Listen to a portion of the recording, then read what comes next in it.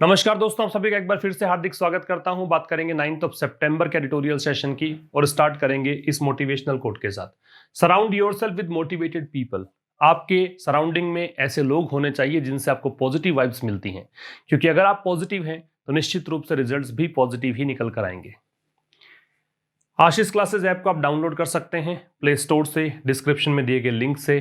फिर यहां पर इस तरह के पेड कोर्सेज अवेलेबल होंगे। आपको ई बुक के सेक्शन में जाएंगे तो 2 ई बुक उपलब्ध करवाई गई हैं। साथ ही यहाँ पे आज से एक बैच स्टार्ट कर रहे हैं द हिंदू एडिटोरियल का, जिसमें बताया जाता है आपको हर दिन कि एक एडिटोरियल वही होता है जो आपको शाम को 5 बजे मिलता है, वही यहाँ एप्लीकेशन पर 12 से 1 बजे के करीब मिल जाता है। एक एडिटोरियल लेट नाइट 11-12 बजे के करीब जब भी समय मिलता है मिल जाता है आपको। दोनों एडिटोरियल की PDF मिल जाती है। ये सेशन डिजिटल बोर्ड पर है, लेकिन दूसरा सेशन डिजिटल बोर्ड पर नहीं होगा। ये पहले बताना चाहूंगा ताकि आप कंफ्यूजन में ना रहें, ठीक है। बात करेंगे सबसे पहले कॉमन एरर की। तो पहला क्वेश्चन देखिए, थोड़ा सा सेंटेंस बड़ा है, लेकिन अभी आजकल 9:15 पे अगर आप सेशन देख रहे हैं रात को, लाइव सेशन जो होता है, उस सेशन में आपने अगर क्वेश्चंस देखे हो तो ये आसान भी लगेंगे आपको, बहुत आसान लगेंगे। We all remember tales of how. Tales का मतलब कहानी है। ये जो टेल्स है इसका मतलब है कहानी।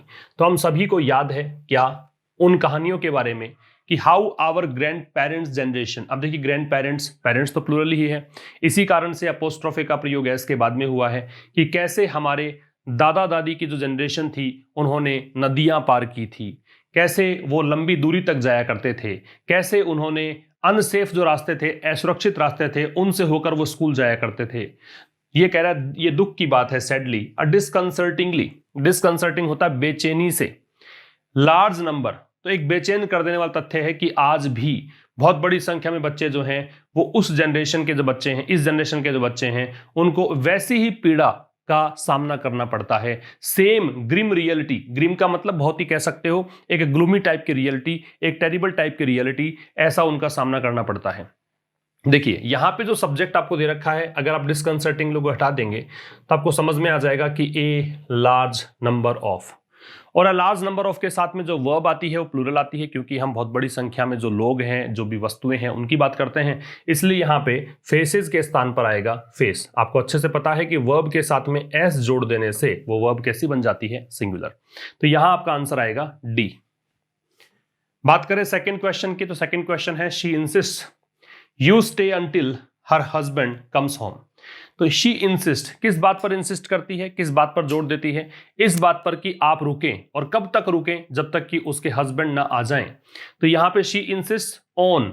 अब ये ऑन कहां जुड़ना चाहिए इंसिस्ट के साथ? तो आप आंसर कर दीजिए A, she insist on you stay, है ना। तो या फिर आप कर सकते हो she insist on your stay, आपके ठहरने पर जोर देती है। इसको आप अगर नाउन बना दे, जो कि ऑब्जेक्ट लेगा अपने बाद में, तो इसलिए आप इसको ए में ना ले जाकर बी में ले जाओ, ज्यादा बेहतर रहेगा कि बी में ले जाइए। शी इंसिस्ट ऑन, और फिर यहां पे योर स्टे कर दीजिए, ठीक है ना। इस प्रकार से यहां पे बन सकता है, क्योंकि प्रेपोजिशन अपना ऑब्जेक्ट लेगा और ऑब्जेक्ट यहां पे योर स्टे करने से ऑब्जेक्ट बन जाएगा। इसका बी आपका आंसर होगा। तीसरा है it took me almost an hour. Vowel sound है और वाउल साउंड के लिए एन का प्रयोग करते हैं, ए का प्रयोग नहीं करते हैं, पता है आपको, इसलिए यहां पे एन आएगा, आंसर होगा बी। तो ये तो कॉमन एरर्स थी। आज का एडिटोरियल है सेफ सेशन, सुरक्षित सत्र। सेफ का मतलब सुरक्षित, सेशन का मतलब सत्र, संसदीय सत्र की बात हम इसमें करेंगे, ठीक है ना। अब बता दूं पहले मैं आपको इस सेशन को स्टार्ट करने से पहले कि 9:15 रात को, अभी आज भी सेशन है, कल भी था, उससे पहले दिन भी था, वो सेशन जरूर आप देखा करें, क्योंकि वहां पर जो क्वेश्चंस हम डिस्कस करते हैं प्रैक्टिस क्वेश्चंस हैं, कोई प्रीवियस ईयर क्वेश्चंस डिस्कस नहीं कर रहे हैं। इसलिए वहां पे अगर आप आते हैं, क्लास लेते हैं, रेगुलर बेसिस पर लेते हैं, तो आपको इतना फायदा मिलने वाला है जितना आप सोच भी नहीं पाएंगे, है ना। इसलिए आप वहां पर ये सुनिश्चित करें कि आप प्रेजेंट रहें। सेकेंड थिंग, एक सेशन 10 बजे सुबह आपका अपलोड होता है क्विज सेशन, उसके अंदर भी आपकी उपस्थिति होनी चाहिए। क्यों? क्योंकि वहां पर भी क्विजेज चल रहे हैं, और वो क्विजेज आपको निश्चित रूप से बहुत एडवांटेज मिलेगा आपको, अगर वो क्विजेज आप रेगुलर बेसिस पर अटेंड करते हैं तो वो भी आपको लेना चाहिए, ठीक है ना। और ये जो सेशन होते हैं जितने भी, वो पूरा देखा करें, कंप्लीट देखा करें, प्रॉपर नोट्स बनाएं, उन नोट्स को आप रिवाइज कर सकते हैं एग्जाम के टाइम पर, है ना। ये सब चीजें आपको करनी चाहिए। चलिए स्टार्ट करेंगे। शेयर जरूर कर देना इस सेशन को भी आप। द पार्लियामेंट सेशन, संसदीय सत्र, ये हो गया संसद, ये हो गया सत्र। संसदीय सत्र कब से? सितंबर 14 से। 14 सितंबर ये हिंदी दिवस आता है इस दिन, अगर पता हो तो आपको। 14 सितंबर संसदीय सत्र जो है विल सी, अब ये इसका वर्ब जो है ये वाली है, ये देखेगा क्या, मैनी फर्स्ट। फर्स्ट का मतलब यहां पे है, ये नाउन बनाया है इसने, मैनी का मतलब अनेक, ऐसी चीजें जो पहली बार ही हो रही है ना, पहली बार ही ऐसी चीजें हो रही, पहले कभी नहीं हुआ। तो पार्लियामेंट सेशन जो 14 सितंबर से स्टार्ट होने वाला है, वहां पर ऐसी बहुत सारी चीजें देखने को मिलेगी जो पहली बार ही हो रही है। The Lok Sabha and the Rajya Sabha, ये जितने भी सदन होते हैं ना, यहाँ पे द लगता है, ये द लोकसभा, ये द राज्यसभा, है ना। तो लोकसभा और राज्यसभा विल ऑल्टरनेट, ऑल्टरनेट का मतलब क्या है, एक दिन छोड़कर एक दिन, है ना, एक छोड़कर दूसरा, एकांतर क्रम में। एक होता है ऑल्टरनेटिव, ऑल्टरनेटिव का मतलब होता है वैकल्पिक, विकल्प जिसको बोलते हैं आप, और ऑल्टरनेट का मतलब एक छोड़कर दूसरा। तो ये दोनों सदन जो हैं विल ऑल्टरनेट देयर सीटिंग्स, इनकी जो बैठक होगी ना वो ऑल्टरनेट डे चलेगी, आज कुछ को बुला लिया, फिर नेक्स्ट डे कुछ को बुला लिया, फिर अगले दिन कुछ को बुला लिया, ऐसे ऑल्टरनेट डेज पर सिटिंग करवाएंगे, सो दैट ताकि जो मेंबर्स हैं can spread over both chambers. Chambers का मतलब सदन से है, हाउस से है, चैम्बर का मतलब क्या है, सदन। चूंकि बोथ दे रखा है, बोथ का मतलब दोनों होता है, इसलिए प्लूरल नाउन रिक्वायर्ड थी, तो प्लूरल नाउन का प्रयोग इसने कर दिया। तो कह रहा है ताकि मेंबर्स कैन स्प्रेड, ताकि जो सदस्य हैं वो क्या कर सकें, वो दोनों चैम्बर्स में स्प्रेड हो सकें। स्प्रेड का मतलब होता है फैलना, तो यहां पे इसका मतलब ये हो गया कि दोनों सदन में आसानी से वो उपस्थिति दर्ज करा सकें। किसके लिए, टू इंश्योर, सुनिश्चित करने के लिए, फिजिकल डिस्टेंसिंग। फिजिकल डिस्टेंसिंग का मतलब क्या हो गया, फिजिकल डिस्टेंसिंग का मतलब हो गया कि जो कोविड-19 के कारण कहा गया है कि आपको प्रॉपर दूरी बनाकर रखनी है, वो यहां सुनिश्चित हो सके। नेसेसिटेटेड, जो कि जरूरी बना दिया गया है, किसके द्वारा, कोविड-19 पेंडेमिक के द्वारा, इस वैश्विक महामारी के कारण। रिपीट कर देता हूं, पार्लियामेंट का सेशन जो 14 सितंबर से स्टार्ट हो रहा है, यहां पर अनेकों ऐसी चीज देखने को मिलेंगी जो पहली बार हो रही है। ये दोनों जो सदन हैं ये अपनी सिटिंग्स को ऑल्टरनेट करेंगे, एक छोड़कर दूसरा, इस प्रकार सिटिंग करेंगे, है ना, ताकि जो मेंबर्स हैं वो पूरे सदन में आराम से फैलकर बैठ सकें। इसलिए इनको ऐसे करना है क्योंकि वहां पर फिजिकल डिस्टेंसिंग बनी रह सके, है ना, इसको ऐसा मान लो, ठीक है। ऑल्टरनेट का मतलब यहां पे ऐसा मान लीजिए। अब एग्जैक्ट तो निकाल नहीं पाएंगे अब ऑल्टरनेट का मतलब क्या है, कि इसका मतलब ये है कि एक दिन छोड़ दूसरा, वो तो एग्जैक्टली पता नहीं है इसका क्या मतलब है। लेकिन इसका ये भी हो सकता है कि वहां पर सिटिंग की व्यवस्था ऐसे कर दी गई हो कि एक सीट पर किसी को बैठाया, फिर एक सीट को खाली छोड़ दिया, फिर किसी को बैठाया, ऐसे भी हो सकता है ये, ठीक है। तो कह रहा है पार्लियामेंट सेशन जो है 14 सितंबर से, उसमें बहुत सारी नई चीजें देखने को मिलेगी। लोकसभा और राज्यसभा जो है अपनी सिटिंग्स को ऑल्टरनेट करेंगे, ताकि क्या हो, ताकि सदस्य जो है लोकसभा राज्यसभा के वो पूरे मतलब दोनों चैम्बर्स के अंदर स्प्रेड ओवर हो सकें। इसका मतलब है कि वो आराम से वहां पर बैठ सकें, और इस तरीके से कि वो सुनिश्चित करें फिजिकल डिस्टेंसिंग को, और वो फिजिकल डिस्टेंसिंग जो कि जरूरी बना दिया गया है किसके द्वारा, कोविड-19 वैश्विक महामारी के द्वारा। इवन द विजिटर गैलरीज, ये गैलरीज का मतलब बालकनी है, तो विजिटर गैलरी भी होती है ना। तो कह रहा है कि यहां तक कि इवन का मतलब भी, जो ये बालकनी जो है ना उसको भी ऑक्यूपाई किया जाएगा। ऑक्यूपाई का मतलब क्या होता है, जगह भरने को, कोई ब्लैंक है, कोई भी खालिस्तान है, उसको फिल करने को ऑक्यूपाई बोलते हैं। तो जो विजिटर गैलरीज हैं, ये जो बालकनीज हैं, इनमें भी मतलब बैठाया जाएगा जो भी सदन के सदस्य हैं। बाय द एमपीज, सांसद लोग वहां पर उसको ऑक्यूपाई कर लेंगे, उस खालिस्तान को भी ये लोग भर लेंगे।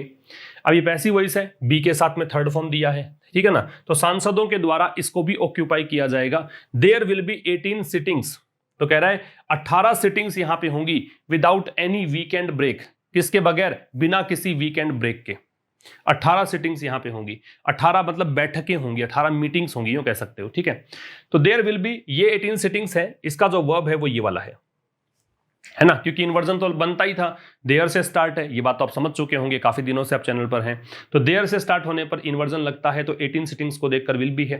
तो कह रहा है कि 18 यहां पे सिटिंग्स होंगी बिना कोई वीकेंड ब्रेक के, कोई वीकेंड ब्रेक नहीं होने वाला, सैटरडे संडे कुछ ऑफ नहीं होगा, और हॉलीडे कोई छुट्टी नहीं मिलेगी।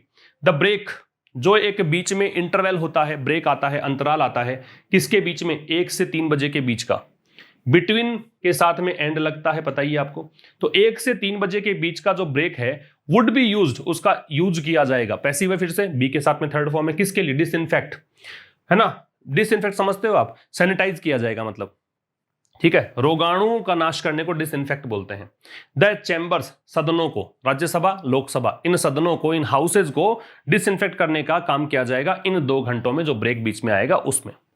आगे बात करें, द प्रिजाइडिंग ऑफिसर्स, ये हो गया जो भी चेयरमैन, जो भी अध्यक्ष है, जो भी चेयर पे बैठा है उसकी बात कर रहा है।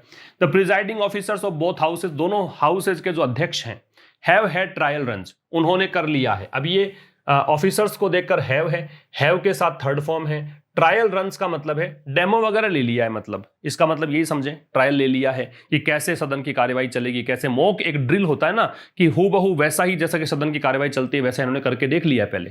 तो जो प्रिजाइडिंग ऑफिसर्स हैं, जो अध्यक्ष हैं दोनों सदनों के, उन्होंने पहले से ही ट्रायल रन ले लिया है। लेकिन it will be A tough act, लेकिन ये बड़ा ही टफ एक्ट होगा उनके लिए। टफ एक्ट का मतलब बहुत ही मुश्किल काम होगा, किनके लिए? उनके लिए। किनके लिए? अध्यक्ष के लिए। एंड द एमपीज, और सांसदों के लिए। हु आर, अब ये हु किसके लिए? सांसद के लिए। वो सांसद जो कि यूज्ड टू, एक बात समझना, ये यूज्ड टू से पहले अगर आर नहीं आता, if you do not have R before used to, then we would have to use their what? V0 form, है ना, क्योंकि it would denote past habit.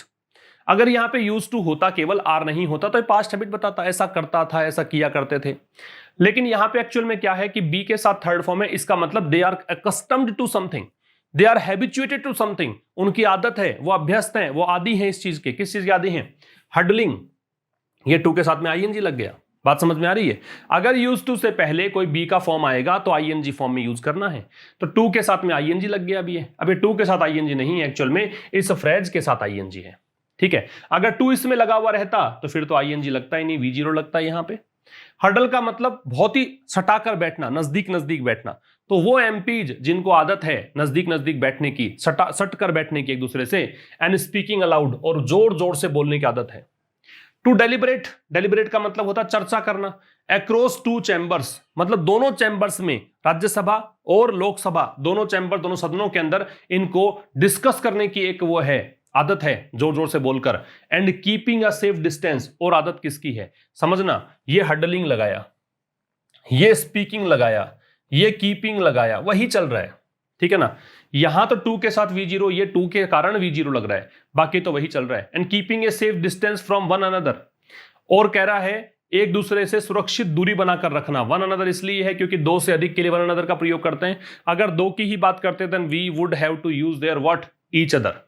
तो लेट मी रिपीट, जो प्रिजाइडिंग ऑफिसर्स हैं, जो भी अध्यक्ष हैं दोनों सदनों के, है ना, बोथ हाउसेज के, उन्होंने क्या कर लिया है? ट्रायल रन्स ले लिए हैं, डेमो वगैरह सब करा के देख लिए हैं। लेकिन ये बड़ा मुश्किल काम होगा अध्यक्ष के लिए और सांसदों के लिए। वो सांसद जिनको आदत है नजदीक नजदीक बैठने की और जोर जोर से बोलने की, किसके लिए? दोनों सदनों में कोई भी बात डिस्कस करनी होती है तो ये ऐसे करते रहते थे, है ना। And keeping A distance from one another, और किसके लिए? एंड कीपिंग ए डिस्टेंस, एक सेफ डिस्टेंस रखने के लिए, फ्रॉम वन अनदर, एक दूसरे से। बात समझ में आ गई? आगे देखो, देयर विल बी, अब ये फिर से इन्वर्जन है, देयर से स्टार्ट है, तो नो क्वेश्चन आवर को देखकर ये विल बी है, तो कोई भी क्वेश्चन आवर नहीं होगा। पहले क्वेश्चन आवर था, 1 घंटा दिया जाता था कि आप क्वेश्चन पूछिए, तो ऐसा कोई क्वेश्चन आवर नहीं होगा। दो, यद्यपि, मेंबर्स कैन गेट रिटर्न, ये आपका पॉजिटिव वर्ब है। पॉजिटिव वर्ब का मतलब होता है प्रेरणार्थक क्रिया, बोलते हैं हिंदी में, लेकिन आपको हिंदी में समझ में नहीं आएगा। आप इतना सा मानें कि जो कोई भी किसी भी काम के होने का कारण बनती है वो क्रिया कहलाती है पॉजिटिव वर्ब। और इसमें जनरली हम लोग देखते हैं मेक का प्रयोग, हम देखते हैं हैव का प्रयोग, और एक प्रयोग देखने को आता है गेट का। और ऐसी कंडीशन में इसके साथ में तो लगाते हैं बेस फॉर्म V0 और इन दोनों के साथ लगाते हैं V3, ये याद रखिएगा। तो गेट के साथ में थर्ड फॉर्म है। आप इसको बहुत सिंपल कर सकते हैं, ज्यादा कुछ आपको डीप में नहीं जाना है। बहुत सिंपल ये है कि अगर इनके बाद में कोई भी क्रिया यूज करनी है आपको, तो इन दोनों के साथ थर्ड फॉर्म, इसके साथ V0, 2 + V0 नहीं बता रहा, बेयर इन्फिनिटिव लगाना, इन्फिनिटिव नहीं लगाना है। तो क्वेश्चन आवर नहीं होगा, there will be no question hour. यद्यपि मेंबर्स जो हैं कैन गेट रिटर्न आंसर्स, वो आंसर्स लिखा सकते हैं। लिख नहीं सकते, अगर लिख सकते होते तो कहते हैं कैन राइट, लेकिन इसने कहा गेट रिटर्न मतलब किसी से काम करवाएंगे, तो ये आंसर्स लिखा सकते हैं। किसके आंसर्स? टू रिटर्न क्वेश्चंस, लिखित प्रश्नों के ये आंसर्स लिखवा सकते हैं। एक बात ध्यान रखना, आंसर जो है इसका अगर ये वर्ब के रूप में होता है तो इसके साथ में कोई प्रेपोजिशन नहीं लगता, है ना। If it has been used as a verb then we need not use any preposition, but if it has been used as a noun then to will be placed, तो टू का प्रयोग करेंगे। तो यहां हडल का मतलब क्या, deliberate का मतलब क्या, वो यहां देख लीजिए आप, ठीक है। आगे आ जाइए। द 0 आवर, तो 0 आवर जो है, where any member can raise, raise का बता रखा है मैंने कि ये ट्रांजिटिव वर्ब है, इसके बाद में ऑब्जेक्ट होना जरूरी है ना, उठाना होता है, इश्यूज। तो 0 आवर, 0 आवर कौन सा? जहां कोई भी मेंबर जो है वो इश्यूज मुद्दे उठा सकता है, किसके? ऑफ अर्जेंट नेशनल इंपॉर्टेंस, जो भी अत्यावश्यक राष्ट्रीय महत्व के मुद्दे हैं वो उठा सकते हैं। Will not be an hour, समझना ये विल नॉट बी इससे जुड़ा हुआ है, ये कोमा से कोमा तक उसका परिचय है। तो 0 आवर उसको बोलते हैं जिसमें किसी भी अर्जेंट कोई भी मुद्दा हो, कोई भी एक महत्वपूर्ण मुद्दा हो, उसको उठाया जा सकता है। वो 0 आवर जो है वो 1 घंटा नहीं होगा, will not be an hour, वो 1 घंटा नहीं होगा, बट ओनली 30 मिनट्स। कितना होगा? केवल 30 मिनट का ही वो होगा, ठीक है। द ऑपोजिशन, जो विपक्ष है, हैज गॉन क्वाइट, वो चुप हो चुका है। ऑपोजिशन जो है वो क्वाइट हो चुका, क्वाइट का मतलब शांत होना। एक क्वाइट ये होता है, QUITE, है ना, एक ये क्वाइट होता है। ये ऊपर वाला तो एडवर्ब है, इसका मतलब होता है बिल्कुल। ये एडजेक्टिव है, इसका मतलब है शांत। एक क्विट होता है, ये वर्ब होती है, इसका मतलब छोड़ना, जैसे क्विट इंडिया मूवमेंट था, ठीक है। तो विपक्ष जो है वो चुप हो चुका है ना, वो बोल नहीं रहा कुछ भी। ऑन दीज चेंजेस, इन बदलावों पर, ये जो बदलाव हो रहे हैं इन पर। इन पार्लियामेंट्री मॉडलिटीज, पार्लियामेंट्री संसदीय एडजेक्टिव है, मॉडलिटीज नाउन है, प्रारूप जो भी एक तरीका है, कोई भी एक नया फॉर्म जो विकसित किया है, उन तरीकों के बारे में कुछ बोल नहीं रहे हैं।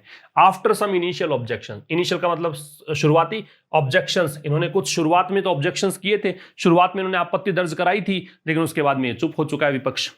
रिसेंटली, हाल ही में, the assemblies of opposition ruled states, जो सभाएं हैं किसकी? ऑपोजिशन रूल्ड स्टेट्स की। जिन राज्यों के अंदर सत्ता किसकी है? विपक्ष की। मतलब कांग्रेस की सत्ता हो सकती है, किसी और की सत्ता हो सकती है, वैसे विपक्ष ही मानो, है ना, बीजेपी की सत्ता नहीं है। तो जिन राज्यों के अंदर विपक्ष शासन कर रहा है, जैसे केरला है, राजस्थान है, पंजाब है, वेस्ट बंगाल है, मैट, तो असेंबलीज यहां पे हुई, मैट का मतलब यहां मिलना, तो सभाएं हुई, है ना। And none of them had a question hour, और उनमें से किसी भी सभा के अंदर, असेंबलीज के लिए नन ऑफ देम आ रहा है, उनमें से किसी सभा में क्या नहीं हुआ? क्वेश्चन आवर नहीं हुआ। बात समझ में आ रही है? तो कह रहा है कि हाल ही में विधानसभाओं, राज्यों में विधानसभाएं होंगी, तो विधानसभाओं का आयोजन हुआ इन स्टेट्स में जहां जहां पे विपक्ष का शासन था, और वहां पे किसी के अंदर भी क्वेश्चन आवर नहीं हुआ। आगे आ जाओ। द एग्जीक्यूटिव ब्रांच, एग्जीक्यूटिव का मतलब कार्यपालिका, ये 3 होती हैं, एग्जीक्यूटिव होता है, लेजिस्लेटिव होता है ना। तो भाई कार्यपालिका होती है, विधायिका होती है, जुडिशरी होता है, न्यायपालिका। इन तीनों से पहले किसका प्रयोग करते हैं? द का प्रयोग करते हैं। तो ये क्या है? कार्यपालिका की शाखा, मतलब सरकार। एग्जीक्यूटिव का मतलब क्या है? सरकार, गवर्नमेंट। तो एग्जीक्यूटिव ब्रांच जो है has expanded it's power globally, उसने एक्सपेंड का मतलब विस्तार करना, बढ़ाना, पावर का मतलब शक्ति, और it's power, it's possessive adjective है इसके लिए, और पजेसिव एडजेक्टिव नाउन लगता है तो पावर यहां पे नाउन है, ग्लोबली, वैश्विक स्तर पर। तो जो एग्जीक्यूटिव ब्रांच है, कार्यपालिका वाली शाखा जो है, सरकार जो है, उसने अपनी ताकत को ग्लोबली बढ़ा लिया है, ठीक है। In the wake of the pandemic, in the wake of का मतलब परिणाम स्वरूप, इसके चलते, इसको फॉलो करते हुए, फॉलोइंग कर सकते हो, इसका मतलब परिणाम स्वरूप, एज ए रिजल्ट ऑफ कर सकते हो। तो कह रहा है इस वैश्विक महामारी के चलते, इस वैश्विक महामारी के परिणाम स्वरूप इसने अपनी ताकत को ग्लोबली बढ़ा लिया है। एंड नॉट रेयरली, और ये दुर्लभ नहीं है, रेयरली का दुर्लभ, यूजिंग इट मतलब इस आपदा को, इस पेंडेमिक को इसने इस्तेमाल किया है एज ए फसाड। फसाड का मतलब होता है झूठा दिखावा, प्रिटेंस कह सकते हो, फॉल्स अपीयरेंस कह सकते हो, है ना, फॉल्स डिस्प्ले कह सकते हो, है ना, बाहरी दिखावा, झूठा दिखावा, ये सब। तो इसका इस्तेमाल किया है एक फसाड, इसको फसाड पढ़ते हैं, फैकेट नहीं पढ़ते, है ना, इसके रूप में। फॉर अग्रेंडाइजमेंट, अग्रेंडाइजमेंट क्या होता है? एग्जेजरेशन, मैग्निफिकेशन, किसी भी चीज को बढ़ा चढ़ाकर पेश करने की प्रोसेस होती है, वह अग्रेंडाइजमेंट होता है और नाउन है। तो इसका इस्तेमाल किया है, बढ़ा चढ़ाकर इसने इस्तेमाल किया है इस प्रकार से, ठीक है। लेखक के विचार है भाई। क्या कह रहा है कि जो एग्जीक्यूटिव ब्रांच है, जो कार्यपालिका है, उसने अपनी पावर को ग्लोबल स्तर पर बढ़ा दिया है। किसके रूप में? इसके फलस्वरूप, इस पेंडेमिक के फलस्वरूप। और ये दुर्लभ नहीं है कि इसने, है ना, दुर्लभ नहीं है, ऐसा करती आई है सरकार, ये कहना चाहता है लेखक, है ना, नॉट रेयरली, ये कोई दुर्लभ नहीं है कि इसने इसका इस्तेमाल एग्रेंडाइजमेंट के रूप में किया है, इसका इस्तेमाल झूठे दिखावे के रूप में बढ़ा चढ़ाकर कुछ पेश करने के लिए किया है। द अटेन्यूएशन, अटेन्यूएशन का मतलब कमजोर होने की प्रोसेस, धीरे धीरे किसी चीज का क्षय होता जाता है, कमजोर होती जाती है चीजें, उस प्रोसेस को बोलते हैं अटेन्यूएशन। तो ये जो अटेन्यूएशन है पार्लियामेंट का, पार्लियामेंट से पहले आर्टिकल नहीं लगता है, तो देख लो आर्टिकल नहीं है। राज्यसभा लोकसभा में दे लगता है, वो हमने देखा था, ठीक है। तो जो अटेन्यूएशन है पार्लियामेंट का, अब यहां पे दे क्यों है? क्योंकि ये अटेन्यूएशन किसका है वो आपको आगे दे रखा है इस प्रेपोजिशन फ्रेज के द्वारा। पार्लियामेंट का अटेन्यूएशन है, संसद का कमजोर होने की प्रोसेस है। तो संसद जो कमजोर हो चली है उसको ओवरशैडो कर दिया गया। ओवरशैडो का मतलब क्या है? ओवरशैडो से मतलब है कि उस पर हावी हो चुकी है एक चीज। ओवरशैडो का मतलब है कि इस पर हावी हो चुकी है। इसको आप सिनोनिम ले सकते हो आउटडू, ठीक है ना। इस पर हावी हो चुका है, इसको डोमिनेट कर सकते हो। बाई ए स्ट्रॉन्ग एग्जीक्यूटिव का मतलब एक मजबूत कार्यपालिका, एक मजबूत सरकार, मतलब सरकार संसद पर हावी हो गई, यहां पे ये कहना चाहता है। तो सरकार, जो संसद धीरे धीरे कमजोर हो रही है ना, वहां डिस्कशन नहीं होता है, एक ही पक्ष बोलता है, विपक्ष को मौका नहीं मिलता है, कानून आदि विधेयक वगैरह बनते हैं तो वहां पे सरकार की ही चलती है, इस ऐसे कुछ कह रहा है। तो जो पार्लियामेंट का अटेन्युएशन है वो एक स्ट्रांग एग्जीक्यूटिव के द्वारा, वो एक मजबूत सरकार के द्वारा ओवरशैडो कर दिया गया है इसको, मतलब उस पर हावी सरकार हो रही है संसद पर। हैज बीन, अब ये हैज बीन जो है वो इसके लिए है। तो ये जो पार्लियामेंट का कमजोर होना जो हैज बीन अ कंसर्न, ये रहा है क्या, एक चिंता का विषय रहा है ना, एक वरी का कोज रहा है, चिंता का विषय रहा है इन इंडिया, भारत में, इवन बिफोर द पेंडेमिक का मतलब वैश्विक महामारी से पहले भी, समझ रहे हो, वैश्विक महामारी से पहले भी ये चिंता का विषय ही था भारत के लिए, आज भी चिंता का विषय है।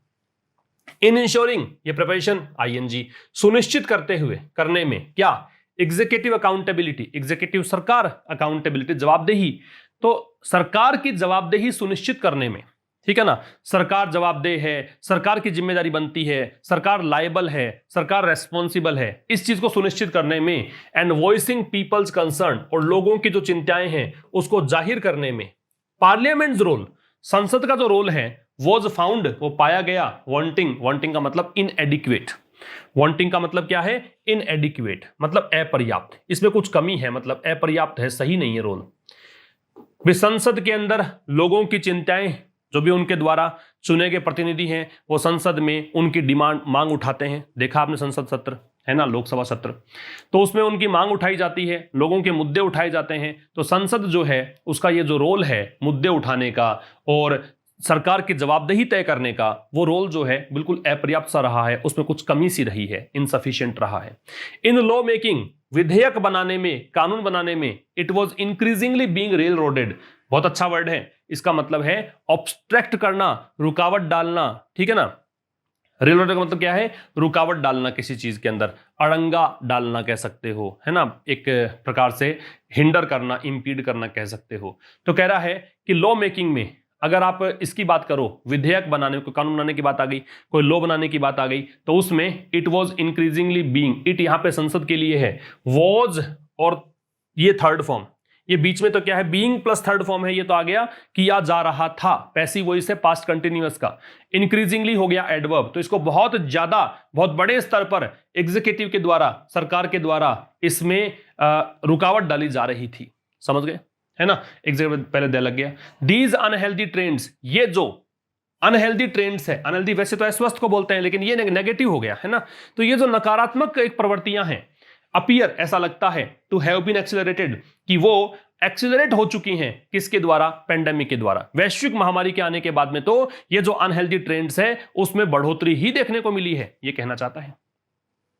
आगे देखो, the government must be held, hold की थर्ड फॉर्म है, अकाउंटेबल जवाबदेह, जिम्मेदार, सरकार को जिम्मेदार ठहराना ही चाहिए, मस्ट आ गया तो बाध्यता है, कंपल्सन है, जरूर से जरूर ऐसा होना चाहिए, सरकार को जवाबदेही होनी चाहिए, सरकार की जवाबदेही तय होनी ही चाहिए, किसके द्वारा, संसद के द्वारा। संसद से पहले देखो आर्टिकल नहीं है, on the management of the pandemic, अब जवाबदेही किसके लिए, किस पर, किस मुद्दे पर, पेंडेमिक के मैनेजमेंट की, आपने वैश्विक महामारी को कैसे मैनेज किया, कैसे आपने इसको काउंटर किया, वो उसके ऊपर सरकार की जिम्मेदारी है, सरकार दोषी है अगर इतने ज्यादा केसेस आ रहे हैं तो, लेखक का कहना यह है। But that is not at all, लेकिन वो चीज बिल्कुल भी नहीं हो रही है, बिल्कुल भी वो चीज नहीं है, कोई जवाबदेही नहीं बनती है। There is a long list, अब ये अ लॉन्ग लिस्ट सब्जेक्ट है, इसको देखकर इज है, एक बहुत बड़ी लिस्ट है, किसकी, इश्यूज की, मुद्दों की। मुद्दे कौन से, वो मुद्दे जिनको जरूरत है, अभी इश्यूज के लिए नहीं आ रहा, सॉरी, ये आ रहा है इसके लिए, अ लॉन्ग लिस्ट, है ना, वो लिस्ट जिसमें जरूरत है डिटेल्ड अटेंशन, ध्यान दिए जाने की, और ध्यान भी कैसा, काफी ज्यादा ध्यान, डिटेल्ड ध्यान, बहुत बड़ा ध्यान, एंड डेलिब्रेशन, और विचार विमर्श की, डिस्कशन की, किसके द्वारा, पीपल्स रिप्रेजेंटेटिव, लोगों के द्वारा चुने गए प्रतिनिधियों के द्वारा, सांसदों के द्वारा, सच एज, जैसे कि, मुद्दों की बात करेगा, सच एज यहां पे एग्जांपल बताने के लिए आ रहा है, तो कह रहा है कि there is a long list of issues, मुद्दों की बहुत लंबी लिस्ट है, वो लिस्ट जिसमें जरूरत पड़ती है डिटेल्ड अटेंशन की, वो लिस्ट जिसमें जरूरत पड़ती है ध्यान देने की और बहुत ज्यादा ध्यान देने की, है ना, एंड डेलिब्रेशन और विचार विमर्श करने की, किसके द्वारा, जनता के चुने गए प्रतिनिधियों के द्वारा। जैसे कि मुद्दे कौन कौन से हैं, China's aggression on the LAC, line of actual control जो चाइना और इंडिया के बीच में बॉर्डर है उस पर जो चाइना का अग्रेशन है, चाइना वहां पे लड़ने को तैयार बैठा है, उस मुद्दे पर बात होने की जरूरत है। The challenges on the economic front, आर्थिक मोर्चा, फ्रंट का मतलब यहां मोर्चा है, आर्थिक मोर्चे पर चुनौतियां जो भारत को मिल रही है उस मुद्दे पर डिस्कशन की जरूरत है। द सेंटर्स रिफ्यूजल, केंद्र सरकार की मनाही, रिफ्यूजल रिफ्यूज करने का प्रोसेस, केंद्र सरकार की जो मनाही है to meets its commitment, to commitment मतलब प्रतिबद्धता, जो भी इसने एक वादा किया था, एक प्रतिबद्ध था केंद्र कि हम आपको जीएसटी के एवज में जो भी आपको एक नुकसान हुआ है 5 साल तक उसे भरपाई करेंगे, स्टेट्स को एक वादा किया था, उसको पूरा नहीं करने के लिए इसने मना कर दिया कि पूरा नहीं कर पाएंगे हम तो, है ना। Under the GST regime, regime का मतलब ऑर्डर होता है, सिस्टम होता है ना, जो जीएसटी का सिस्टम चल रहा है उसके तहत जो स्टेट्स के लिए सरकार ने वादा किया था अब कह रहे हैं कि हम पैसे नहीं दे पाएंगे, उस पर डिस्कशन की जरूरत है। The coming election in Bihar, coming का मतलब आने वाले, ये हो गया प्रेजेंट पार्टिसिपल, आने वाला जो चुनाव है बिहार में उस पर डिस्कशन की जरूरत है। In the midst of the pandemic, की इस वैश्विक महामारी के दौर में बिहार में चुनाव जो आने वाला है उस पर डिस्कशन की जरूरत है। The situation in Jammu and Kashmir, Jammu और कश्मीर में स्थिति जो है उस पर डिस्कशन की जरूरत है। एंड वर्सनिंग टाइज, ये हो गया बदतर होते हुए रिश्ते, वर्सनिंग बदतर होते हुए, टाइज संबंध विद इंडियाज नेबर्स, भारत के पड़ोसियों के साथ, तो भारत के जो पड़ोसियों के साथ संबंध बदतर हो रहे हैं उन पर डिस्कशन की जरूरत है। बहुत मुद्दे हैं बात करने के लिए, लेकिन सरकार सबसे मुंह फेरती नजर आ रही है। और मैंने तो ये बातें आपको बहुत दिनों से बताई थी, बहुत पहले बताई थी। आजकल खैर अलग है कि आप लोग ये कहते हैं कि सर आप सत्ता, आप बीजेपी के हैं, आप मोदी भक्त हैं, ये हैं वो हैं, और आप भूल गए उन चीज़ों को कि जब मैं एडिटोरियल पढ़ाया करता था, मैं केवल ट्रांसलेशन करता था, उस समय आप कहते थे सर आप एंटी मोदी हैं, आप एंटी नेशनल हैं, ये हैं वो हैं। खैर कोई बात नहीं है, देख लीजिए चीज़ें वही चल रहा है सब कुछ, है ना। सरकार की जवाबदेही बनती है और सरकार से प्रश्न उठाने वाजिब हैं, लेकिन समझ नहीं पाए थे उस दिन आप बात, अब समझ जाएं अगर थोड़ा भी विवेक काम करता है आपका। कमिटमेंट के साथ टू लगता है भाई, ध्यान रखेंगे। तो ये मुद्दे गिनाए, ज्यादा कुछ नहीं है। यहां से सच का उदाहरण के लिए करते हैं। चाइना के अग्रेशन की बात करी कि चाइना वाली जो बात चल रही है, एक क्लैश चल रहा है एलएसी पर, उस पर चर्चा की जरूरत है। इकोनॉमिक आर्थिक मोर्चे पर चुनौतियां हैं, वहां डिस्कशन की जरूरत है। केंद्र सरकार ने कह दिया है कि हम पैसे नहीं देंगे, स्टेट को जो वादा किया था उस पर डिस्कशन की जरूरत है। कश्मीर में जो स्थिति है वहां पर डिस्कशन की जरूरत है। इस वैश्विक महामारी के दौर में चुनाव करवा रहे हो आप बिहार में, उस पर जरूरत है। भारत के रिश्ते पड़ोसियों के साथ खराब हो रहे हैं, पाकिस्तान के साथ तो थे ही, चाइना के साथ अब होने लग गए हैं, इस पर डिस्कशन की जरूरत है। ये सारे मुद्दे संसद में उठाए जाने चाहिए, जवाबदेही सरकार की तय होनी चाहिए। आइए, द कांग्रेस राजनीतिक पार्टी है, दे लगेगा, हैज बीन रही है कॉम्बेटिव। कॉम्बेटिव का मतलब कॉम्बेटिव, कॉम्बैट लड़ाई को बोलते हैं। अब यहां पे इसका मतलब ये है कि अग्रेसिव रही है ना, काफी ज्यादा इसने लड़ा है। क्या? ऑन दीज इश्यूज, इन मुद्दों को लेकर काफी कॉम्बेटिव रही है, काफी अग्रेसिव रही है। वाइल द गवर्नमेंट, जबकि सरकार जो है has not been very responsive, सरकार ज्यादा रेस्पॉन्सिव नहीं रही है, ज्यादा सरकार ने अपना इस चीज को रेस्पॉन्ड नहीं किया है, उत्तर नहीं दिए हैं, जवाबदेही जैसे नहीं बनती है इनकी। रीजनल पार्टीज, क्षेत्रीय पार्टियां इन पावर जो सत्ता में है, अपीयर, ऐसा लगता है, अपीयर किसको देखकर है? रीजनल पार्टीज को। To overwhelmed by the pandemic. Overwhelmed का मतलब क्या होता है? अभिभूत हो जाना, कुछ ज्यादा ही चीज हो गई, अब टू लग गया और ज्यादा हो गई। ऐसा लगता है कि रीजनल पार्टीज जो हैं, जो सत्ता में है ना, वो इतनी ज्यादा मतलब इसके अंदर मशगूल हो गई हैं, इतनी ज्यादा इन्वॉल्व हो गई हैं कि वो बाकी मुद्दों पर तो ध्यान ही नहीं दे रही है। अब देखो टू और टू, है ना। अब टू का कॉम्बिनेशन आपको पता है नेगेटिव ले जाता है सेंटेंस को, नकारात्मक बना देता है सेंटेंस को। तो कर रीजनल पार्टीज जो है सत्ता में, वो ऐसा लगता है कि इतनी ओवरवेल्म्ड है पेंडेमिक के द्वारा, वैश्विक महामारी के द्वारा, है ना, कि इसका ध्यान और किसी अन्य मुद्दों पर जाता ही नहीं है। अदर के साथ में नाउन कैसी आती है? प्लूरल आती है। द अदर होता तो सिंगुलर आ सकता था, अनदर होता तो सिंगुलर आता। The government has 11 bills to replace ordinances. Ordinance अध्यादेश, तो गवर्नमेंट के पास 11 बिल हैं अध्यादेश को रिप्लेस करने के लिए, है ना। जो भी अध्यादेश हैं, ऑर्डिनेंसेस हैं, उनको विस्थापित करने के लिए इनके पास 11 बिल्स हैं। The bill to replace taxation and the other laws, ordinance 2020 bill है ना, एक बिल तो ऐसा है जो रिप्लेस करेगा टैक्सेशन, ये टैक्स से संबंधित एक नियम है, ऑर्डिनेंस है 2020 का, विच विल सीक, जो कि विल सीक चाहेगा, प्रयास करेगा, टू अमेंड संशोधन करने का, द इनकम टैक्स एक्ट। ये जो बिल है इसका प्रयास ये होगा कि इनकम टैक्स का जो कानून है उसको यहां पे संशोधित किया जाए, बदला जाए, टू इनेबल, किसके लिए, समर्थ करने के लिए 100% डिडक्शन, कि 100% डिडक्शन हो सके, कटौती हो सके, किसमें, donations made to the PM Cares fund, जो भी डोनेशन किए गए थे पीएम केयर्स फंड में, उन डोनेशंस के अंदर 100% डिडक्शन, की टैक्स नहीं लगेगा, ऐसा कुछ कर सकते हैं ये। तो सरकार के पास 11 बिल हैं, किसके लिए हैं वो 11 बिल हैं, ऑर्डिनेंस 2020 जो है ना, ये जो एक नाम बताया है, इसको रिप्लेस करने के लिए। इससे क्या होगा, ये जो बिल है ये यहां पे एक्चुअल में जो 11 बिल तो ऑर्डिनेंस को रिप्लेस करने के लिए, एक बिल बताया है इसको रिप्लेस करने के लिए जो क्या करेगा, इनकम टैक्स एक्ट में संशोधन कर देगा। उससे क्या होगा, पीएम केयर्स फंड में जो डोनेशन दिया था उसमें 100% डिडक्शन हो सकता है। Is a controversial among them. अब ये 11 में से ये जो बिल बताया है ना, ये इज है एक कंट्रोवर्शियल, विवादास्पद, एडजेक्टिव है, एल से एंडिंग है, वन अमंग देम मतलब 11 में से, उन 11 में से एक ये विवादास्पद है।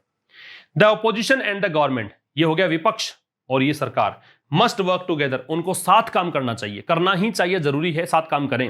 किसके लिए, टू टर्न द सेशन, ये जो संसदीय सत्र है इसको बदले, टर्न में इनटू लगता है, किसमें बदले, एन अपॉर्चुनिटी, एक अवसर के रूप में। अवसर कैसा, to share views on all these questions, कि इन सभी प्रश्नों पर जो मुद्दे बताए थे अभी लेखक ने, उन सभी मुद्दों पर क्या हो, व्यूज शेयर करे, ठीक है ना, इसमें सभी मुद्दों पर व्यूज शेयर करे, आपस में विचार साझा करे, एंड प्रेजेंट, और प्रस्तुत करे, अ यूनाइटेड, एकजुट, रीअश्योरिंग, पुनः आश्वस्त करने वाला, front, Morcha, before the country, देश के समक्ष। ठीक है, तो विपक्ष और सरकार जो है उसको निश्चित रूप से इस सत्र को परिवर्तित कर, मतलब साथ काम करना चाहिए, ताकि इस सत्र को, संसदीय सत्र को परिवर्तित कर सकें एक अवसर के रूप में, कि ये एक ऐसा अवसर है कि यहां जो मुद्दे बताए थे उन सभी मुद्दों पर विचार साझा किए जा सकें, और एक सामूहिक, एक संगठित और पुनः आश्वस्त करने वाला एक मोर्चा देश के समक्ष प्रस्तुत करें। ठीक है, तो ये जो आर्टिकल है इसमें लेखक क्रिटिकल है सरकार की नीतियों को लेकर, इसका जो आप कह सकते टाइटल, इसका जो थीम हो सकता है वो क्रिटिकल हो सकता है, क्रिटिसाइजिंग हो सकता है, गवर्नमेंट को क्रिटिसाइज कर रहा है। ठीक है, रिवीजन की बात हम करेंगे तो हडल का मतलब एकजुट होकर बैठना, नजदीक बैठना, सटाकर बैठना, तो इसके लिए क्या आ जाएगा, गैदर, पहले में बी। फसाड का मतलब क्या है, फसाड का मतलब झूठा दिखावा है, प्रिटेंस है, आउटवर्ड अपीयरेंस होता है, फॉल्स अपीयरेंस होता है, तो दूसरे का सी। अटेन्यूएशन का कमजोर होने की प्रोसेस है तो वीकनिंग। फिर डेलिबरेट का मतलब डिस्कस करना है तो ये ई, और अकाउंटेबल का मतलब जिम्मेदार है तो ये ए। स्क्रीनशॉट ले सकते हैं आप इसका। ठीक है, अब इसके ट्रांसलेशन वाले सेंटेंसेस है, वह एक गायक से कम नहीं, एक निश्चित स्ट्रक्चर के सेंटेंस आज तीनों, वह एक गायक से कम नहीं है, he is nothing short of, ये नथिंग शॉर्ट ऑफ किसी से कम नहीं है, किससे, अ सिंगर, तो he is a singer, nothing short of, इस गायक से कम नहीं है। आप एक राजा से कम नहीं है तो you are nothing short of a king. एक ये सच्चाई से कम नहीं है, it is nothing short of truth. समझ गए, तो ये नथिंग शॉर्ट ऑफ का स्ट्रक्चर है कि इस चीज से कम नहीं है। प्रेपोजिशन की बात करें, एज ही इज टायर्ड, चूंकि वह थका हुआ है, he can not focus, focus में ऑन लगता है, तो वह आज किसी भी चीज पर ध्यान केंद्रित नहीं कर सकता। लेट्स डिस्कस, डिस्कस में कुछ नहीं आता तो no preposition. He was very kind to her, किसी के प्रति अगर आप दयालु हैं तो वहां पे टू का प्रयोग किया जाता है। तो ये था दोस्तों आज का सेशन, है ना। आज एक नया बैच भी स्टार्ट, जैसे कि मैंने बताया, हो रहा है, आप उसको रजिस्ट्रेशन करवा सकते हैं। 75 डेज तक आप एप्लीकेशन पर हर दिन 2 एडिटोरियल्स आपको मिलेंगे। ये एडिटोरियल हालांकि यूट्यूब पर आता है, उसका पीडीएफ वहां पर एप्लीकेशन पर उपलब्ध होता है आपको। तो 75 डेज तक 150 एडिटोरियल्स, और इतने मतलब उन सभी के पीडीएफ्स। समझिए कि एक सेशन में हम कम से कम 10-15 वर्ड डिस्कस करते हैं, 2 सेशन में वर्ड्स की संख्या 20-25 चली जाएगी, 30 चली जाएगी, तो 150 में कितने वर्ड्स आपके अच्छे से क्लियर हो जाएंगे। साथ पढ़ेंगे, रेगुलरिटी बनी रहेगी, एक साथ वो नजर आएंगे सारे एडिटोरियल, सबके सब आपके साथ रहेंगे लाइफ टाइम तक। तो ये सब फीचर्स हैं। चलिए, इसको जो भी लाइव देख रहे हैं वो लाइक जरूर कर दें, दोस्तों के साथ शेयर कर दें। मुलाकात होगी आज रात 9:15 पर, तब तक के लिए नमस्कार, थैंक्स अ लॉट।